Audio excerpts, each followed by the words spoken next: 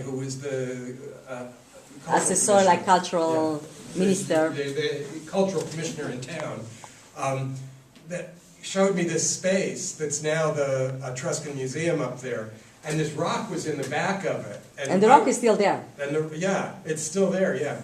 And Rosella, Rosella was trying to help me find places to go, and she connected me to Corciano, to the town. She was trying to help me find a place to move the program that I'd been in, that I'd started over here. And at this time, I had not started the Pieve International School. Yeah. So I didn't think to bring him here. Yeah. I don't think was it even a school? You didn't even have a school. No, we had a school, but it was a school for manager because my father. Managers, for managers. Yeah.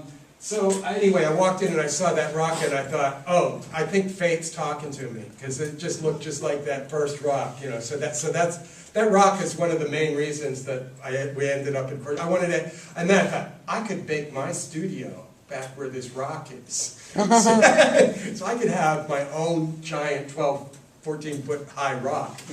So I put my studio in the back there, and then the students were out in front of it. That was the 20 years later. Oh, and then all this graffiti showed up on the rock, and or whatever it is. They painted it, and I was all pissed off about that, because it's like I had this great reverence for rocks, you know, and I couldn't get the graffiti, couldn't get it off with, like, I tried to get, like, go to the hardware store and find Formies in Italian, and I couldn't get anything to get it off. So in the end, what I did is I got out my oil paint, and I used all my landscape painting memories, and this is oil on granite, and and if you go up to that, there's still painting it's down still there. It's still painted too, and so I just paint. So it's a repainted rock, and when you go in there, you look closely at it, you'll see that it's actually painted. So I have my work in an Etruscan museum. Then my last sabbatical was in, this is 7 years ago, in Hawaii.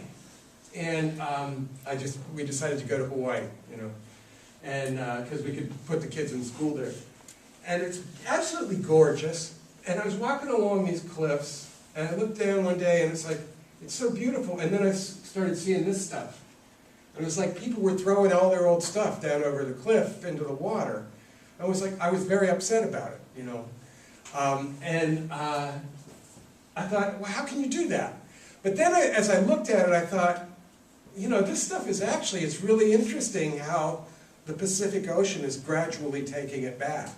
You know, like it's the way that it's disintegrating because of the salt water, and the way it's disappearing, and it starts to become, you know, it's sort of like this, again, this kind of intersection of you know, contemporary culture and nature. And I thought that was just fascinating. So and this was like toward the end of our stay in Hawaii. I just took a bunch of photographs of it, and digital photographs, and brought them back. And we went right from there to Corciano. And in the fall, I started making these paintings using the photographs. I'd start with the photograph, blow it up, and then start painting on the photograph, or you know, and pulling the color up and making it, you know, intensifying it, expanding out. Like only part of that is photographed. You know, 2/3 of it is painted, but you know, trying to hide the seams. So then this is a whole series of pieces that I did based on that idea of the way the water came in and took everything back, the way that nature takes everything back. Okay, we're getting close to the last part. So this is this whole series of this. And I've been now at this point for 30 years talking about this idea, teaching about this idea of the intersection of nature as a starting point for, you know, my own work and what it meant. And this is just a signal, this slide, to me, that I'm moving into the more recent work now. In 2003, you know, all this time I've been talking about this. We had gone up to Chautauqua for the summer, to the art school, and about, you know, 10 days, 2 weeks into the summer, the phone rang at our cottage, and it was 10 o'clock at night, and it was my next door neighbor, and they said, hey, there's water coming out your front door. We're 400 miles away from the house. So I mean, we're in our cottage, our house is 400 miles away. The neighbor says, there's water coming out your front door. And I said, that's impossible, you know. He said, no, my son went over there and he said, there's water coming right out underneath the front door. I said, go over and see what's going on. And he called back and he said, it's flooded. And a pipe had burst, you know, on the top floor of the house. And water had been running. And my studio was, I said it's impossible because there was a whole floor underneath the front door, which was my studio. And my wife got in the car, Lois, and that like within a half an hour, she started driving down there and got there, you know, before sunrise the next morning. And she called me, and I remember I was standing on the front porch of our house, of the cottage, and when the phone rang, and I said, "How deep is the water in the studio?" And when she told me, chest high, my knees just buckled. I just collapsed. Because I, like, in an instant, knew what had been destroyed. And it was all of my works on paper, all the works on paper that I'd done over 25, it was 25 years worth of work. I had packed up our photos and sat them on a table in the studio.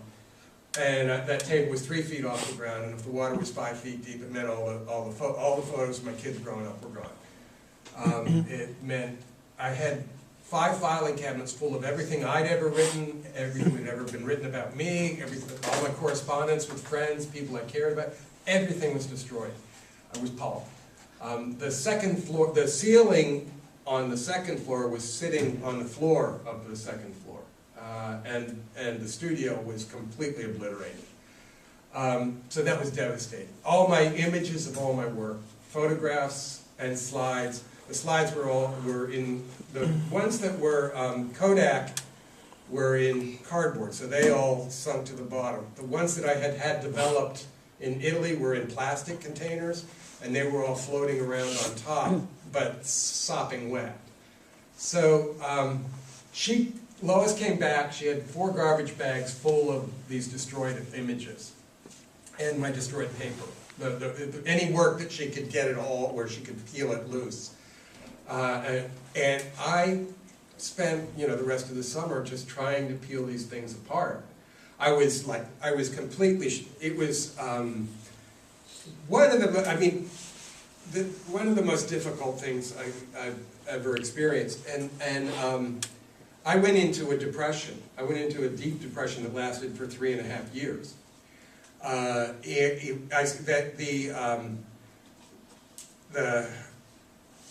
She came back with the photos and these garbage bags full of everything, and all I did was I taught 3 mornings a week, and the rest of the time I just tried to peel these photographs apart for the rest of the summer.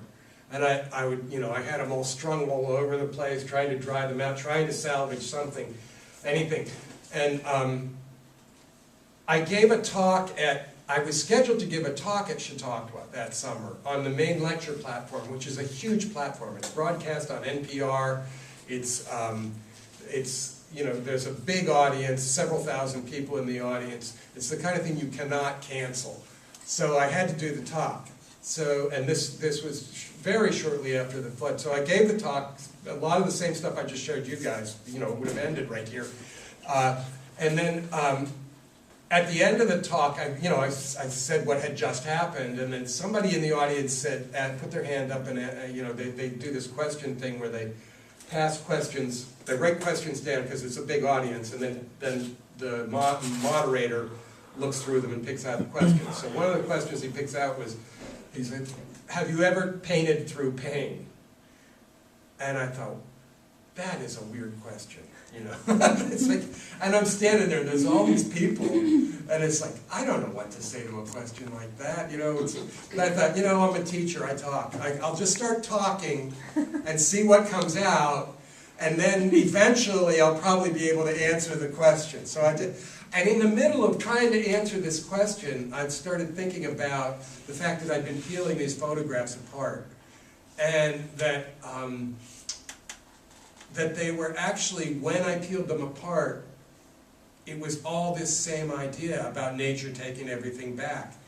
And that it wasn't what I wanted, but that they were beautiful. You know, they were really beautiful, these things, as I tore them apart.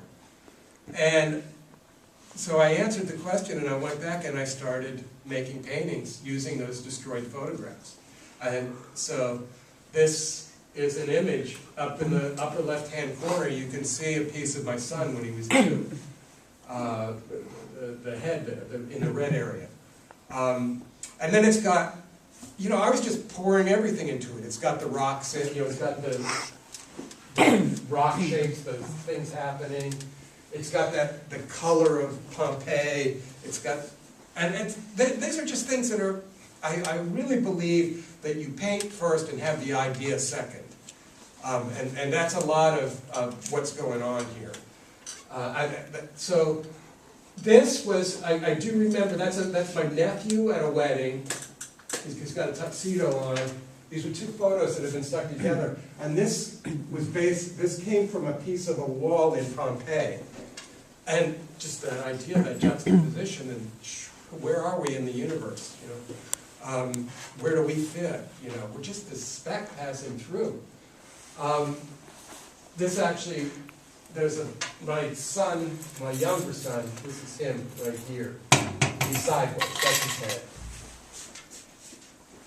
And so I started doing these paintings, and I spent several years doing these smaller pieces that sometimes you could see something in it. Most of the time you can't see anything in the photo, what's left.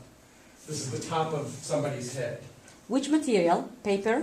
That's on paper mounted on canvas.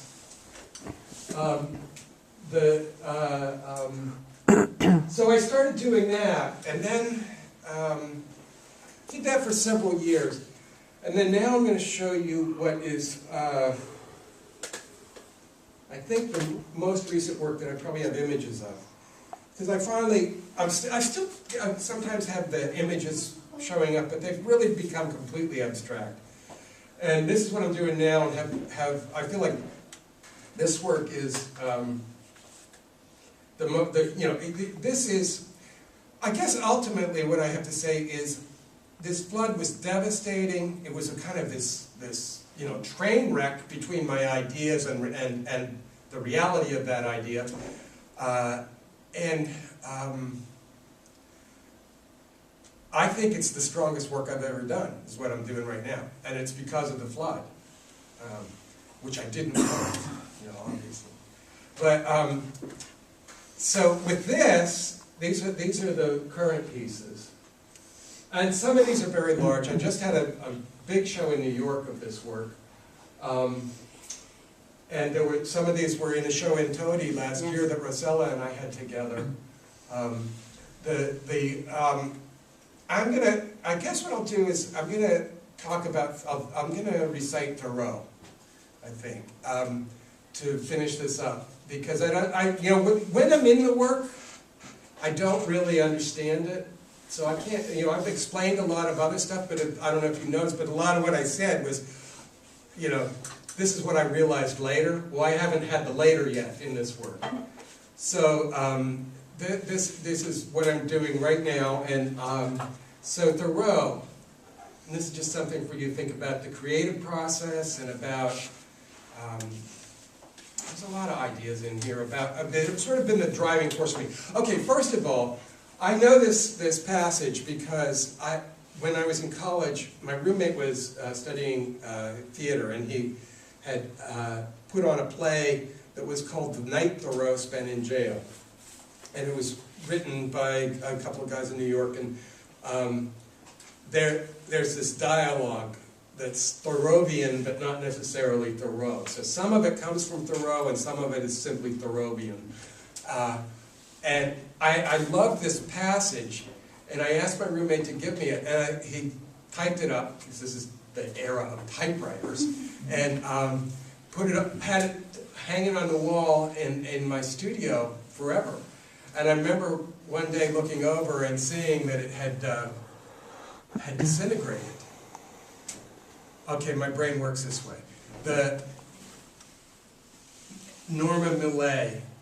I remember her telling me about skinny dipping with Eugene O'Neill in the pool out back.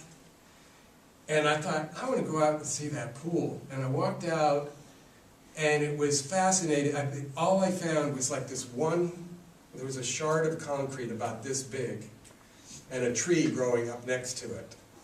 Just like, that was all there was that was left of this pool. And I remember thinking, that's so amazing, that this vivid memory that she's talking about, and all we have is this fragment, to tell us about it. That's sort of that same idea, the way we have this moment, and then we understand everything from fragments. That's all there is that's left. And it was like, so I looked over at the wall, and the paper had disintegrated. It was just like the pool, There was no, and I thought, oh, geez, I don't have that anymore. Yes, I just hadn't paid attention to it in a couple of years, and it had fallen off, and I'd probably swept pieces up, and like most of it was gone. And then I realized I knew it. I started thinking about it, and I remembered it. So I'm just going to recite it while we're here. It goes like this. Thoreau says, do you hear those footsteps? I'll not go through the slides as I'm doing this. Do you hear those footsteps? Do you know where he's going? He's going where he's supposed to go, so he can be where he's supposed to be at the time he's supposed to be there. Why? So he'll be liked. My God, a whole nation of us who only want to be liked. But to be liked, you must never disagree. And if you never disagree, it's like breathing in and never breathing out. A man could suffocate on courtesy. What if God wanted to be liked instead of loved? What if the Almighty delayed every decision until he was sure it would please the majority? Great whales might have offended some legislature which God knew would rise up one day to speak endlessly of the common good.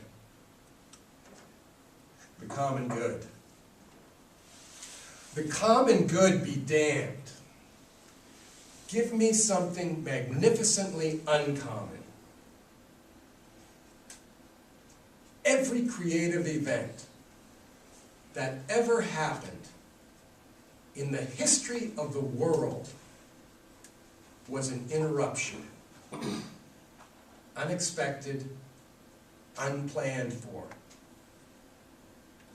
The only people who ever get any place interesting are the ones who get lost. I went to Walden to escape, but escape is like sleep. And when sleep becomes permanent, it's death.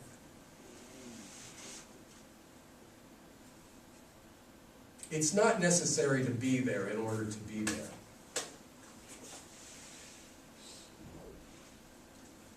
I learned this at least by my experiment. If you've built castles in the air, your work need not be lost. If one advances confidently enough in the direction of his dreams and endeavors to lead the life that he has imagined possible, he will meet with a success unexpected in common hours. Now put foundations under your castles in the air. There's more daylight to the dawn, but only that day dawns to which we are awake. So that's pretty cool.